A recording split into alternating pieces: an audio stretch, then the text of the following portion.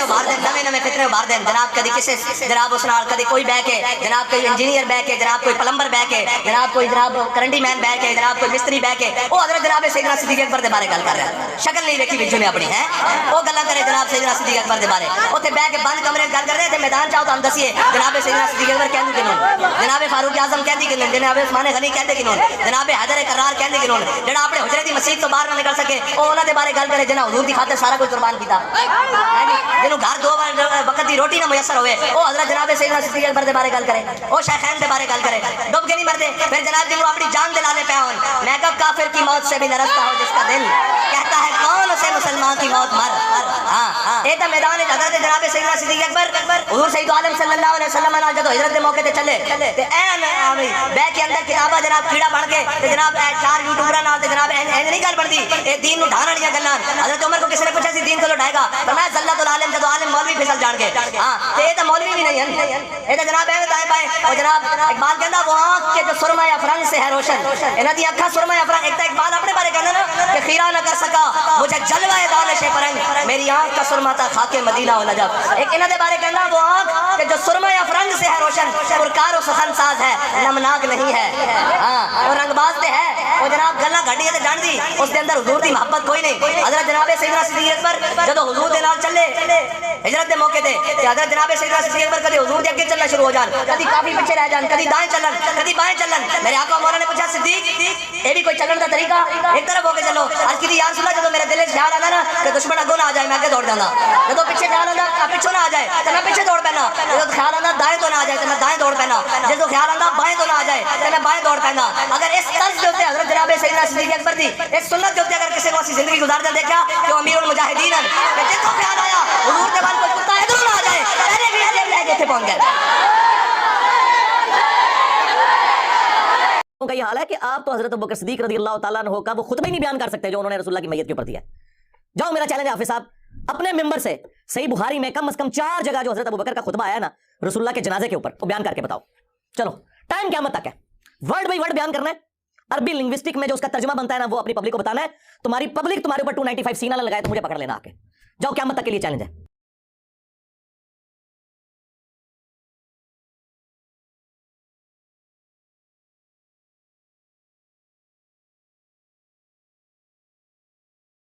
ये लोग यौम सिद्दीक अकबर मनाएंगे जो लोग बुखारी से हजरत अबू बकर का खुतबा ही नहीं बयान कर सकते।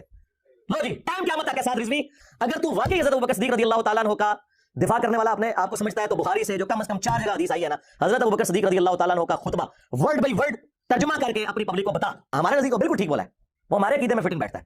अला मन काना यअबुदु मुहम्मदन फइन्न मुहम्मदन क़द मात। आगाह हो जाओ जो भी तुम में मोहम्मद की इबादत करता था जान ले कि मोहम्मद मर चुके, और जो कोई अल्लाह की इबादत करता था वो जान ले कि अल्लाह ताला जिंदा है, उसे कभी मौत नहीं आएगी।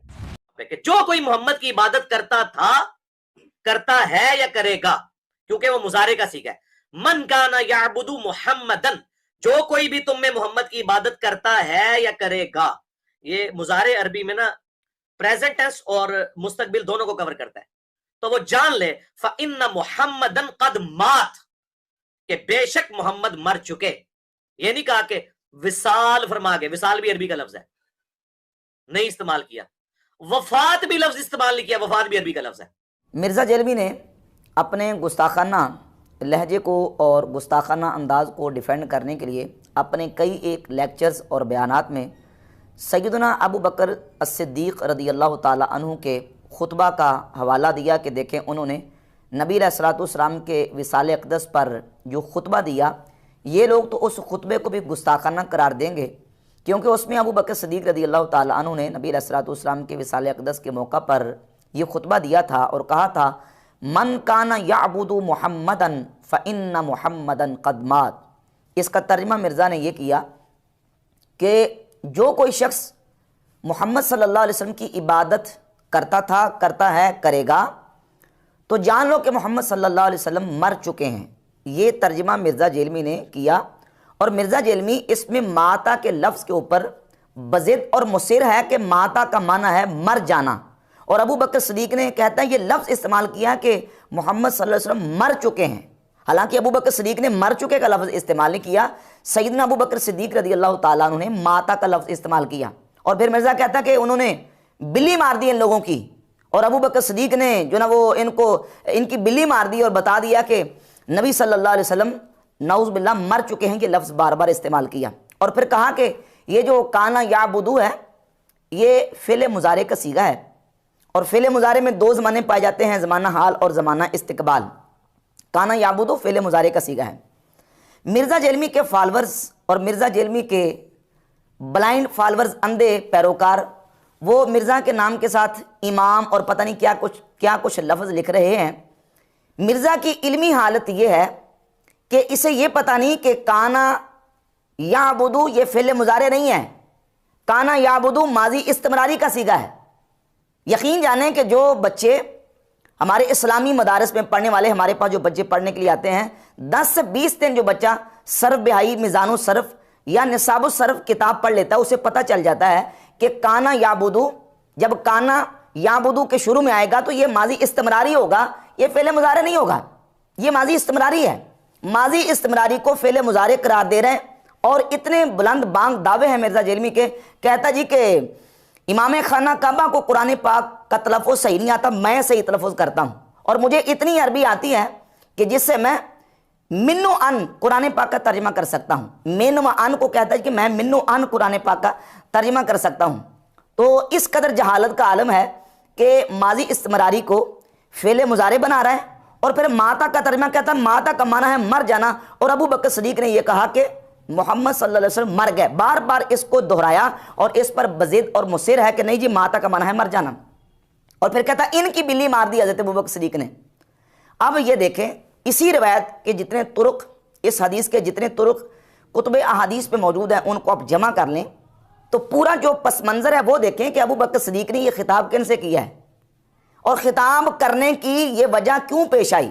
سیدنا ابو بکر صدیق رضی اللہ تعالیٰ عنہ نے نبی کریم علیہ السلام کے وصال اقدس پر یہ خطاب اس وقت کیا جب بعض صحابہ اکرام رضی اللہ تعالیٰ عنہم نبی پاک صلی اللہ علیہ وآلہ وسلم کے وصال اقدس کے غم کی شدت میں اس قدر، یعنی شدت غم سے اس قدر وہ ان کے دل دماغ پہ اوپر اثر ہوا تھا کہ ان میں سے حضرت عمر فاروق رضی اللہ تعالیٰ عنہ نے قسم کھا کے کہا، صحیح بخاری میں 3667 نمبر حدیث ہے، 3667، کہا واللہ ما مات رسول اللہ صلی اللہ علیہ وسلم، اللہ کی قسم رسول اللہ صلی اللہ علیہ وسلم کا وصال نہیں ہوا، اور یہ کہا کہ ما مات رسول اللہ صلی اللہ علیہ وسلم ولا یموت، نہ تو رسول اللہ صلی اللہ علیہ وسلم کا وصال ہوا ہے اور نہ اس وقت تک ہو سکتا ہے جب تک نبی علیہ الصلوۃ والسلام منافقین کے ہاتھ پاؤں نہ کاٹ ڈالیں۔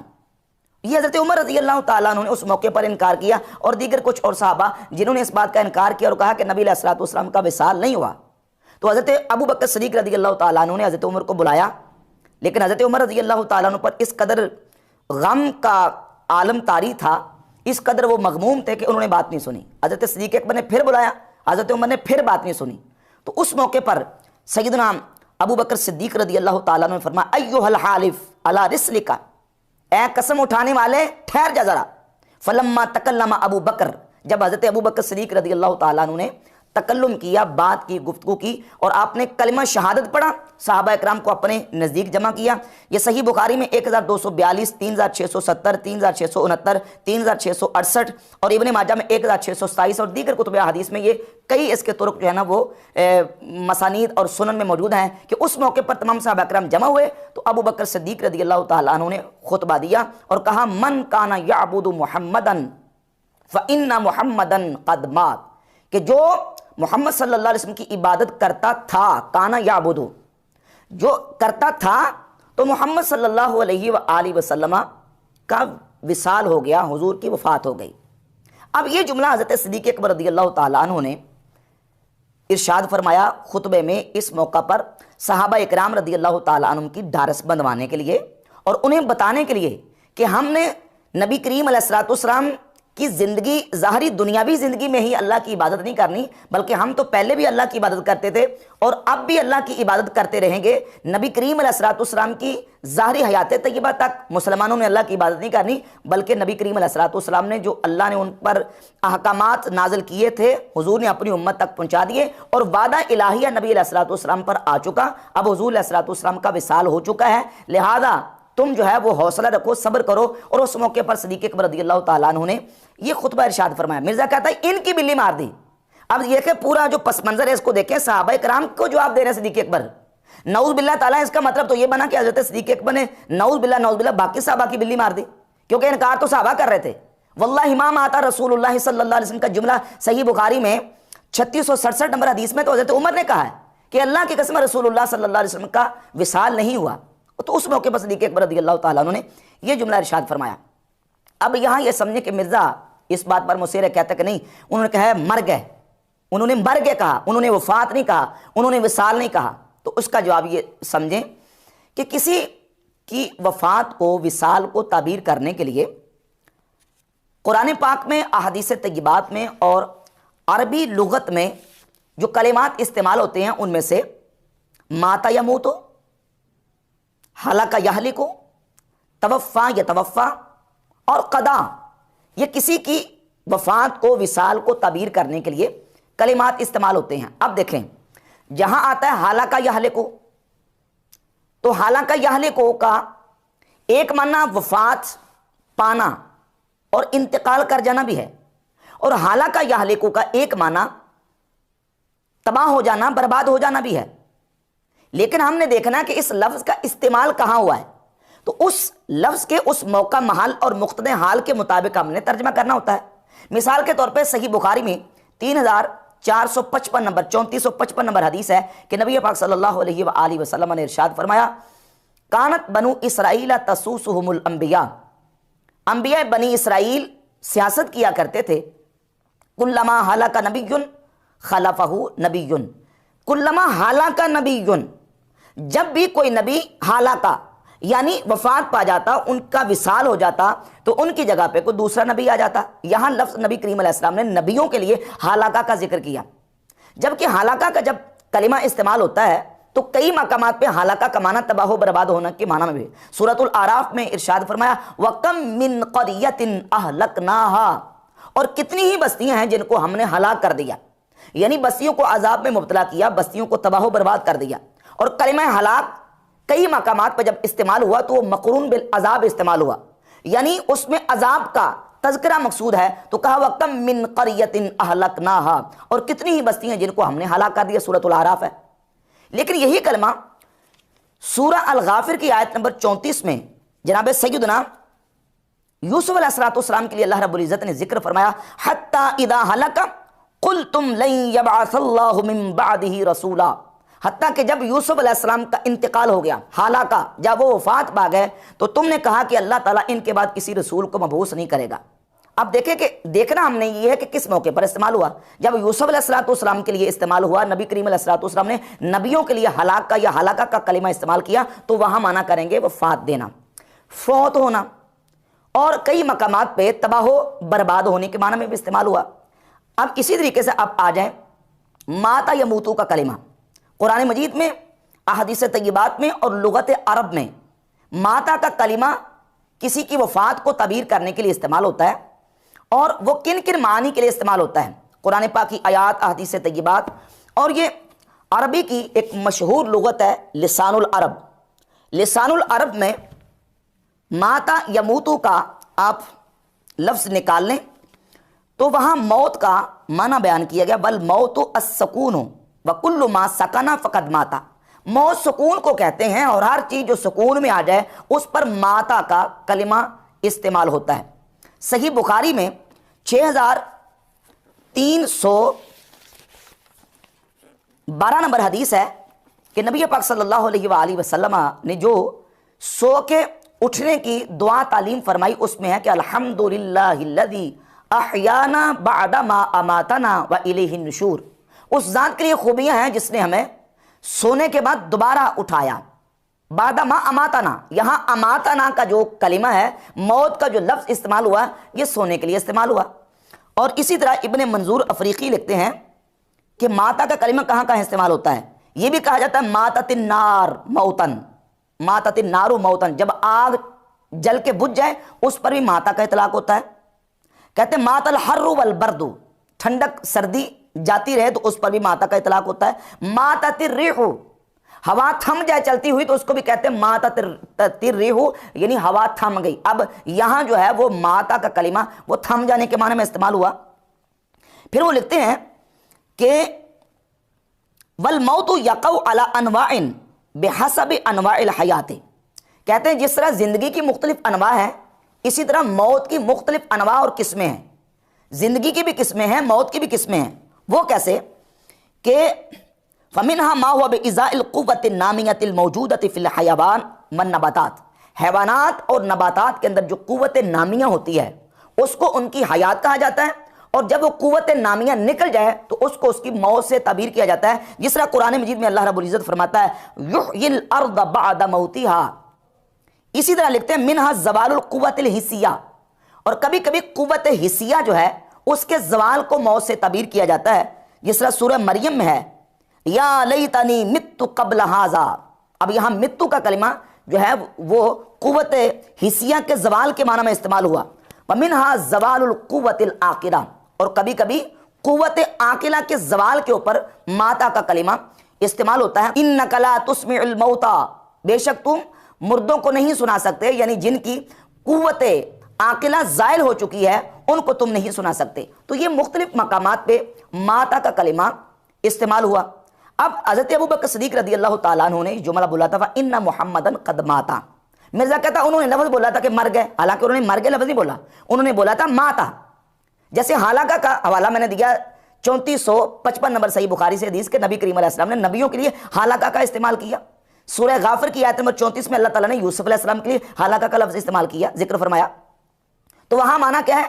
فوت ہو جانا، وصال فرما جانا، انتقال فرما جانا. تو یہاں ماتا کا معنی ہم یہ کریں گے، چونکہ ماتا کو ہم نے اردو میں لے کے آنا ہے.